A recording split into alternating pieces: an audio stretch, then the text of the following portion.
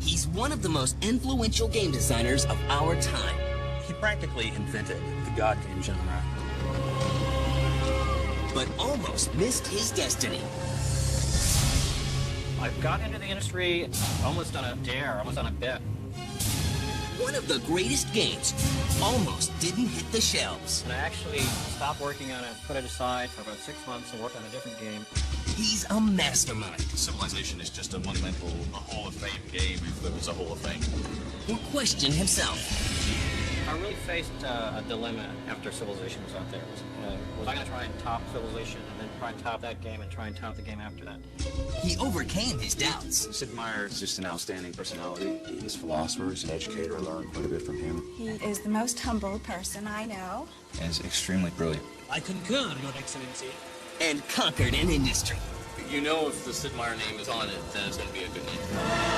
This is the story of the men behind the God Games. Sid Meier.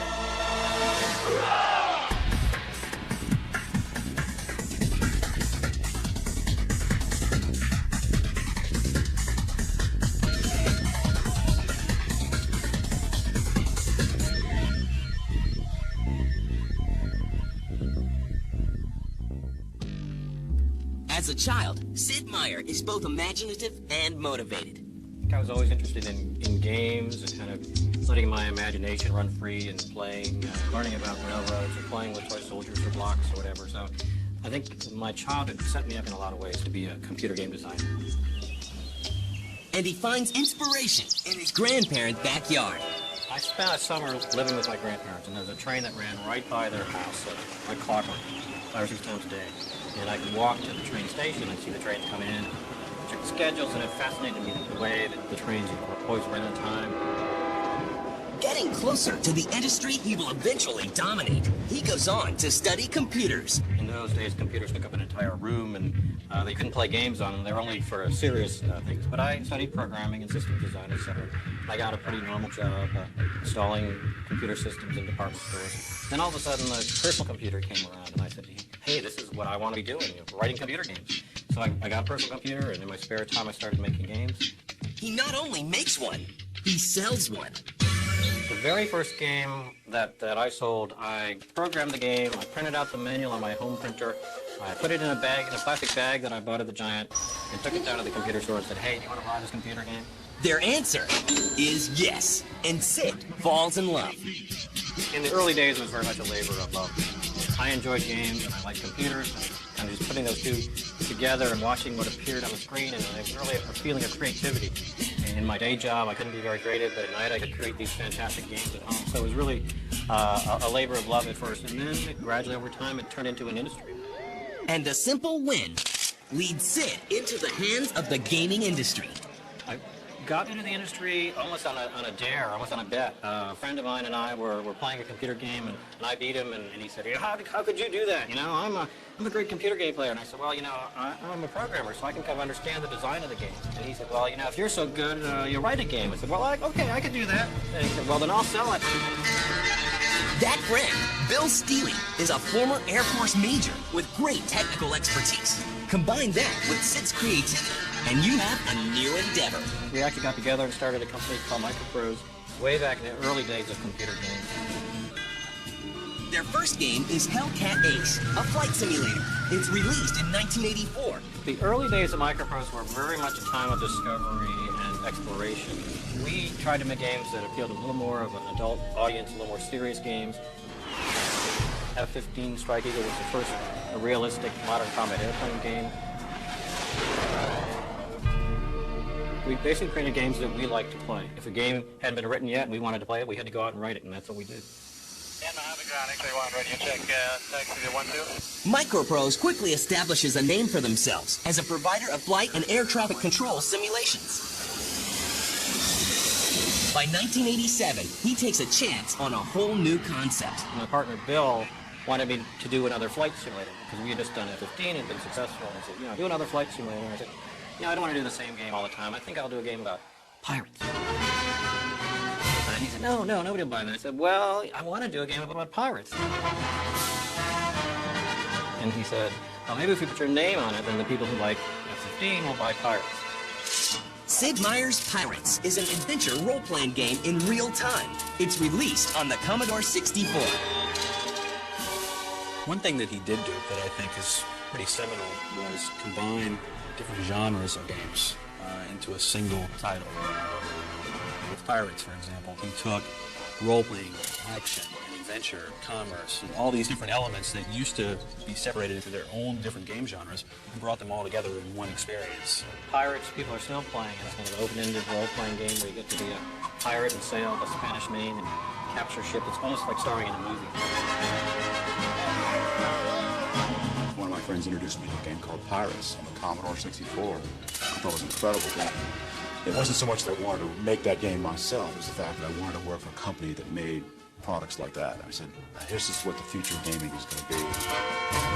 Microprose goes on to create more military strategy type games. And in 1988, they released the video game version of Tom Clancy's novel, Red Storm Rising. But the success of these games is nothing compared to what Sid is about to do.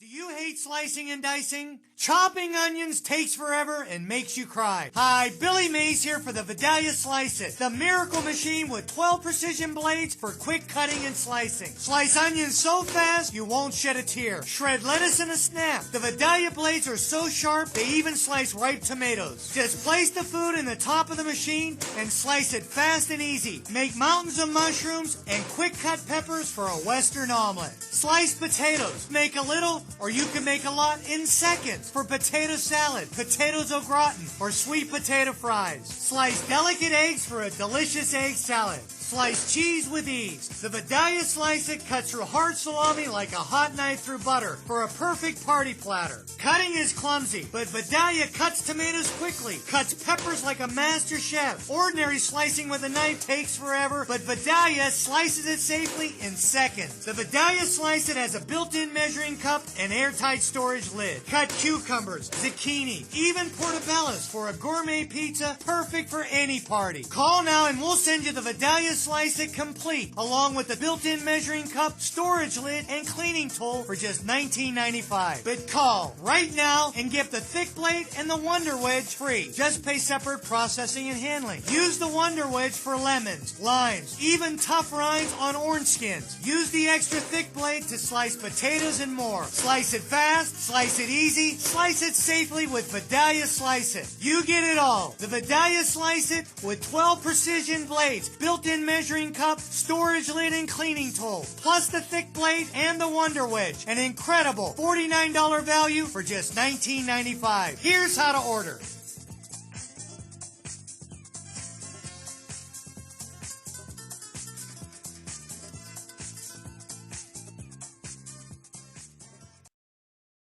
They say a man should always dress for the job he wants. So why am I dressed up like a pirate in this restaurant?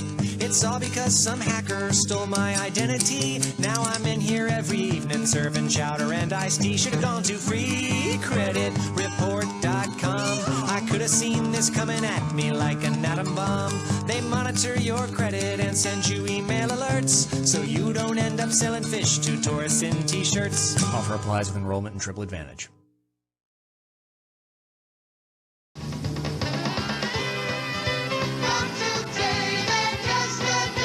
Pathmark has more choices and more ways to save during Half Price Month. Tyson boneless chicken breasts, half price. Land O'Lakes butter, half price. And Del Monte vegetables, buy 4 cans for $1.76. That's half price.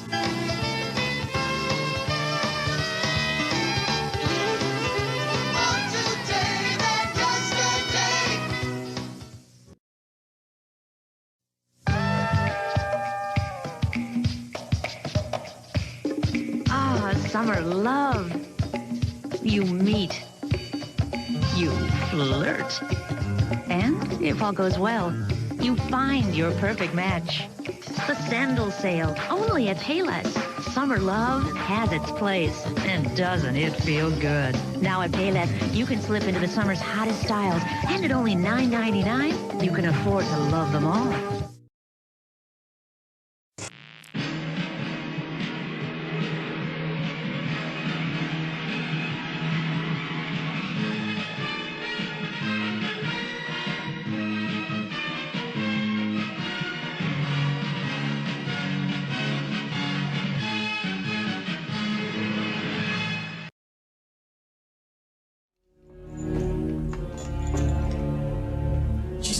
of these cells. Yeah, but which one? No. Nobody knows. It's coming from here. That can't be her. The trouble I see. Nobody knows but Jesus. It's her. Nobody knows the trouble I see. She's a bass. Glory, hallelujah.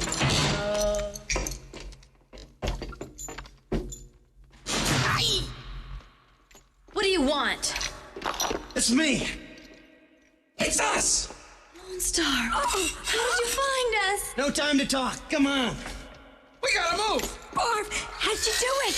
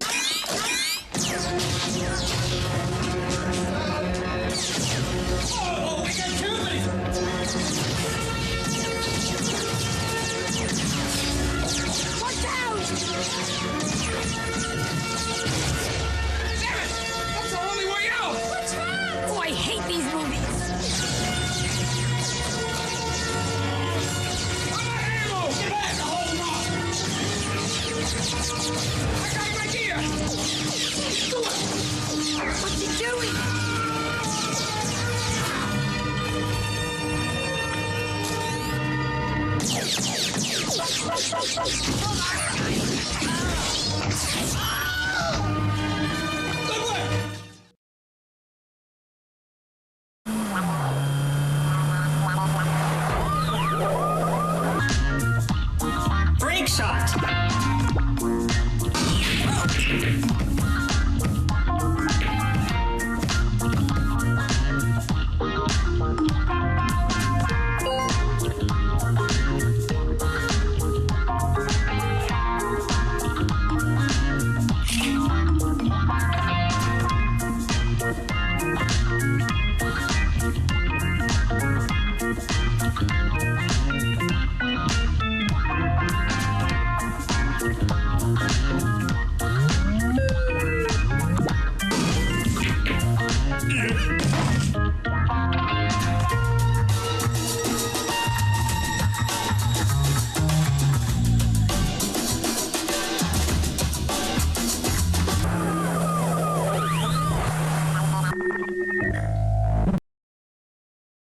So, do I watch what I eat? It's important for me to watch what I eat. You're very svelte. I don't make up the rules. I'm just telling you. You are what you eat. Exactly. You can, yes. I try to take care of myself. Yeah, and of course. It makes a big difference. Of course. Yeah. I want to be my best. Who wants to underachieve? So I fill up with Chevron with Techron. Techron, baby. Well, it's got more cleaning power than any other regular gasoline. Yeah. That's right. He watches what he eats in the mirror. Use the regular with the most cleaning power. Chevron with Techron. You're a smart guy. I know that.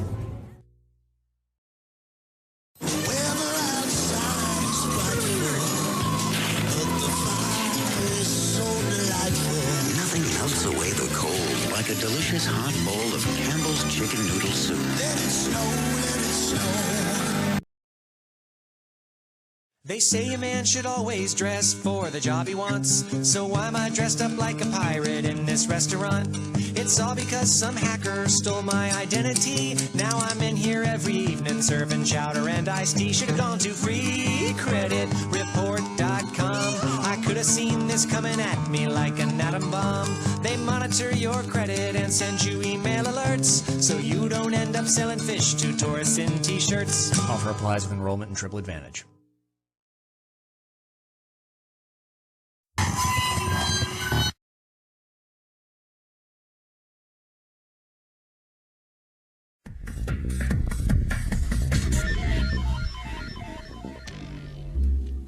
By 1987, Sid Meier creates his own company, Microprose, that reaches sales of more than $20 million. Most of his games are military-based, and most of his ideas are great. I really didn't know what to expect when I started writing computer games. I did it because I enjoyed it. But I remember a point when we had 1 or 2 games that were successful. I suddenly realized I could do this for a while. You know, this could be like a real job. He begins to capitalize on his name, and in 1990 releases Sid Meier's Covert Action. Absolutely, it's an effective marketing tool. Not only is it telling you that it's a Sid Meier game, it's also telling you that it's Game of Thrones. You realize what you're going to get from a Sid Meier game, and so it's absolutely a right decision. I don't think it speaks to egotism at all.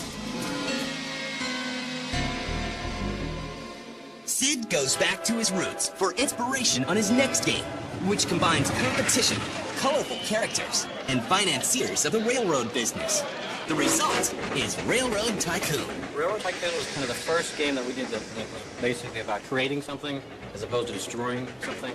The game puts you in the railroad business, laying track, managing corporate finances, and even setting schedules.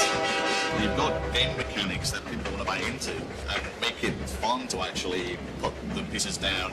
You'll have a success.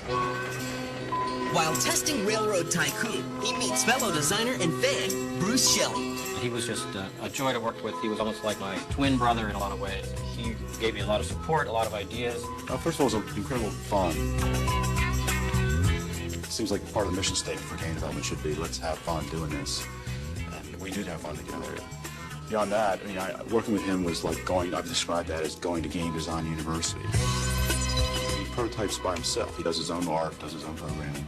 If you read the credits of the game, they say, by Sid Meier with Bruce Shelley. I just thought that was my role. You know, he was a star. In September 1991, Microprose goes public and raises an estimated $18 million. Sid, always being the creative person, grows disenchanted with the business side of things.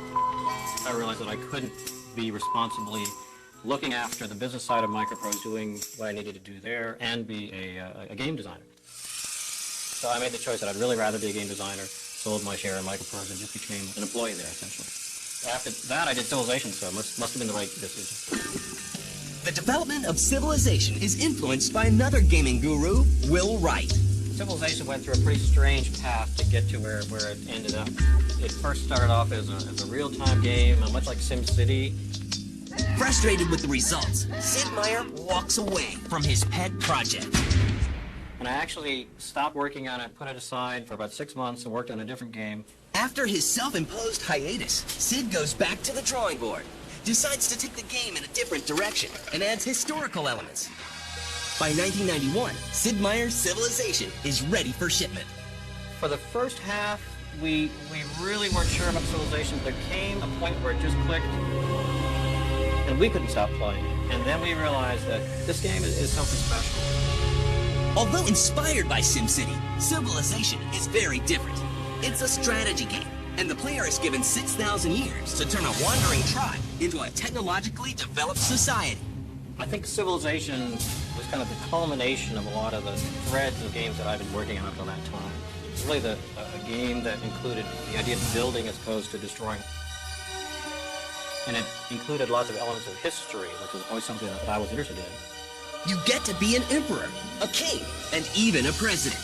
And the power you hold means getting to decide the fate of a nation. Civilization, in a nutshell, is really the history of the world brought to life on your computer. You get to direct it and control it. You know, you can play a game of Civilization and go tell somebody about it. You know, say, oh, you know, I was having this really horrible time with the Egyptians. They're on my continent and they're just trying to take over. You know, you begin to get caught up in the cinematic feel of everything. I think that really, really sets them apart. Civilization is different from previous strategy games because it's not based on war. Civilization incorporates military conflict as part of the strategic situation that you're dealing with, but it covers economics, politics. So all those elements really get stirred in together to make Civilization an interesting game to play. I think he's truly curious about everything, and he looks in different places for things. Following its release, Civilization hits a nerve with audiences and becomes an instant success. It was just, the topic was so familiar to people, the way it flowed along from one event to the other. It's kind of engrossing and drew people in. And somehow it just struck a chord for its time and became a really popular game. I think a lot of it's being at the right place at the right time and finding the right market for your games. Fans simply can't get enough. We hear from a lot of people who play Civilization, and quite a few of them say, my girlfriend hates you, my wife hates you because, I won't stop playing this game and I won't pay any attention to them. They appeal to, again, intelligent people, strategy-minded people, adults mainly. I mean, these are classic games that go way back. They're very deep, intricate gameplay. They can consume your life almost as much as EverQuest. Somehow we capture that addictive quality in Civilization, and it's a lot of it is magic. We don't really know exactly how we did it, but we're just happy that we did. But I have one story that kind of counteracts all of those comments. And a young boy shares his very personal experience. We got a letter from, it seemed like maybe a 10 or 12-year-old boy. It said, I like Civilization. Your game saved my family because one night, late at night, my mother was in the basement playing Civilization. She couldn't go to sleep. She smelled smoke. There was a fire in the house. She woke everybody up, got them out of the house. It saved the whole family. So Civilization saved that family. So I think that counteracts all the unhappy wives and girlfriends out there. Sid Meier looks at things from a gamer's perspective. He plays a lot of games, which I think also sets him apart. He approaches games as a gamer because he spends a lot of time, with his hands on them. He's not just interested in it from a conceptual standpoint or from a design standpoint. He's interested in it from the standpoint of the gamer. What's their experience going to be like? I think he spends a lot more time playing games than most other designers do. With the unprecedented success of Railroad Tycoon and now Civilization, Sid Meier helps give breath to these so-called God games. I suppose that's probably the best description. You are omnipotent in that world. You build the railroad. You build it from the ground up. Or in Civilization, you build it from the ground up. He practically invented the God game genre. The 4X genre with titles like Railroad Tycoon, Civilization. Games that really sort of let you get in and manage a whole system. They're not focused on one particular aspect of it, like military or commerce or whatever, but they combine them all into one experience. I think Civilization was the biggest surprise to us. We loved little Civilization as he was growing up, but when we sent him out into the world, he really surprised us. He was just a star out there. But can he come up with another star? Sid Meier begins to question himself. I really faced a dilemma after Civilization was out there. Was I going to try and top Civilization and then try and top that game and try and top the game after that?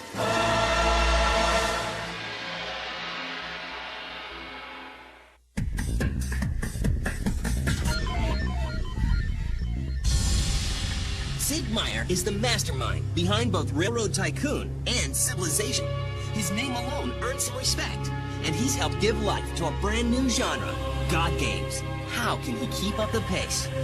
It was a real concern to me that if I kept trying to top myself each time, I'd eventually go crazy. I didn't want to go down that road. So he opts to change directions, and in 1993, Sid releases CPU Bot, a music composition game. What I did almost for my own mental sanity was kind of take a completely different path and do a product called CPU Bot. But can he really stay away? And the answer is, of course not. Sid eventually comes full circle, and in 1994, Colonization is released. Followed by the successful Civilization 2 in 1996.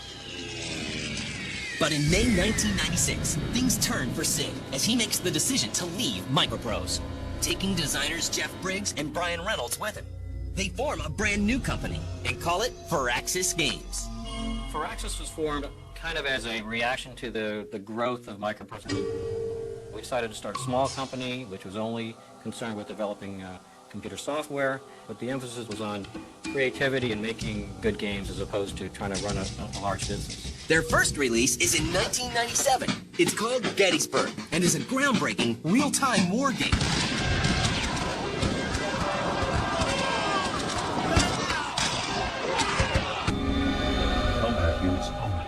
Following closely behind are Alpha Centauri, Antietam, and Civilization 3.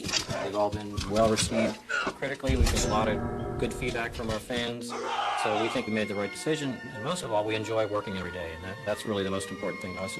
And in February 2002, they let their creativity loose with Sim Golf. Huh?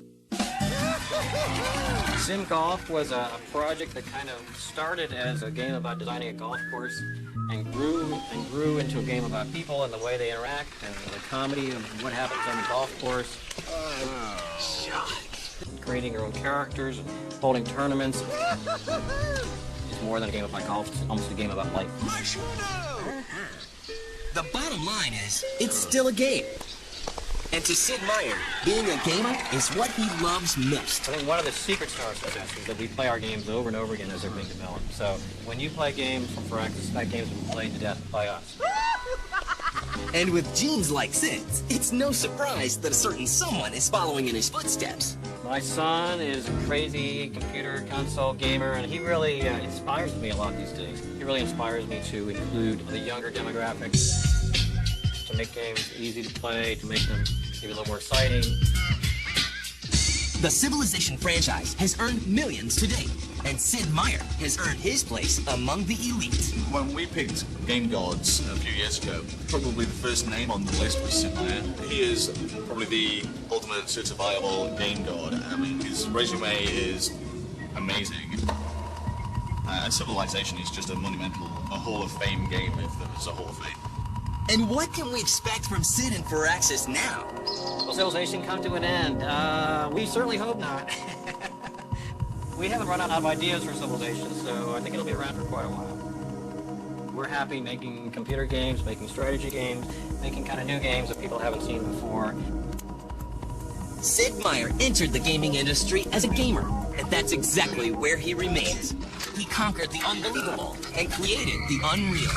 He is a mind to look out for, and a human being to look up to. And a lot of the things that he's done right have been emulated over the past 10 or 15 years. He's always one to surprise you, so we'll have to wait and see. Well, he is the most humble person I know. He's the most generous person I know. And the most ingenious person I know. He's got an amazing breadth of talent. From his very first game, the F-15 flight simulator, to Pirates, which is an RPG adventure, to Civilization, which is an empire builder. He's had his hand in a lot of different types of projects. Let us build marketplaces so that the peasants can barter for needed goods. They will find new surprises. He's always going in new directions. He has never done the same game a second time. He's become an icon. I mean, he's become a brand unto himself. But it doesn't seem as if any of that has gone to his head. Oh, yeah. I hope to see a lot of games from Sid Meier in the future. Every single game that he does is a big deal. General, we've been skirmishing all morning. They can't hold out much longer. Where's that infantry? Look there, coming up the Emmetsburg Road. That's the 1st Division, the Black Hat Boys. Thank God. So he's not just a designer and an innovator, he's also the entrepreneur, started a couple important companies, and he's a philosopher, he's an educator. I learned quite a bit from him. And I think what has made Sid Meier such an inspiration to game designers is that he figured out a way to take the economies of the real world, civilization, and actually turn that into something that we can toy with. And for that, there's so many of us that will be forever grateful.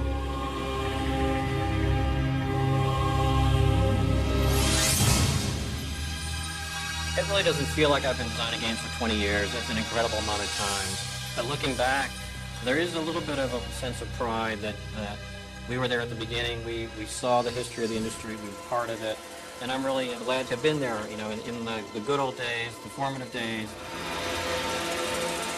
Wow, I enjoy this. Life is good, you know. You do what I like.